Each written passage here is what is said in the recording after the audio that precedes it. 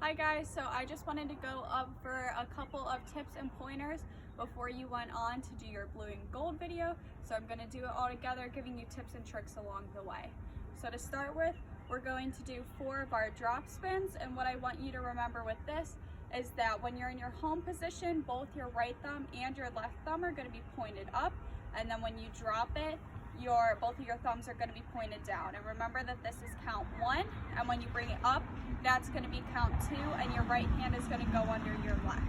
So something else to keep in mind is that you kind of want to squeeze the flag when you drop it down and bring it back up. So what I mean by that is when you bring your other hand back on the flag, you don't want it to move a lot, so you want to have a solid connection and make sure that you squeeze the pole nice and tight so that it doesn't move a lot. And this will help to have you have really good, strong drop spins. So when I do that, they're going to go 1, 2, 3, 4, 5, 6, 7, 8. So that should kind of help you guys out with those a little bit. I know that the music is faster, so if you can't make them nice and strong, that's totally fine. If you have to miss 1 or 2 of them, that's also okay. But just to keep in the back of your head that they want to be nice and strong, and squeeze the flag and make sure that your thumbs are in the positions that they need to be when they need to be.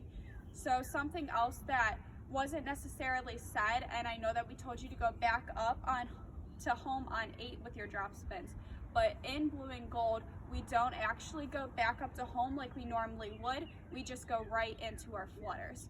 So the thing to remember with flutters is that the pole, you want it to be under your right arm, and the flag is going to go down to the left. And the important count to remember on this one is that you're going to drop it behind your back on 3. And the other thing is, I know that it's super scary with this being your first time dropping the flag behind your back because you're afraid that you're going to hit your head. And if it helps, just make sure that somebody's with you so that way you feel a little bit safer, and someone can also kind of guide the flag behind your back a little bit. Sometimes that helps. So I know it's a little bit confusing, but just try your best, and remember to start dropping it behind on 3, and you want it to be back in front of you on 4, and just remember to keep it in the wrist. And try not to bend your arm or move your arm back behind you, because that's just going to make it harder, and that's actually probably going to increase your chance of hurting yourself. So make sure that you keep your wrist nice and relaxed, and try and keep your arms straight. So you're going to do 2 of those. 1, 2, 3, 4, 5, 6, 7, 8. So remember, drop behind you, 3 and 7, and that's when you're going to go into your eagle. So the thing to remember with this one is that it's just like a flutter in the beginning, and you really want to make sure that you're mimicking the flag with your left arm. And the important count for this one is 4. Always make sure that you're grabbing below on 4 with your thumbs facing down. So behind you, I know it's kind of hard to see, but you can see that my hands are flipped upside down. Both of them are, and my left one is on the bottom. And then you're going to finish with your left hand mimicking with your right hand, bringing it down in front of you and going back up to home.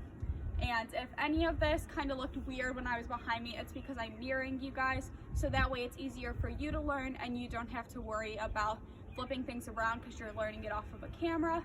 So when you are doing it, everything that I'm telling you is how you're going to learn it. So when I say my right, that is your right, so you don't have to worry about flipping anything around, because technically I'm doing it with my left. So I know that was probably confusing, but it's okay. So I hope that these kind of helped a little bit with everything that you needed to do, and email us if you have any questions.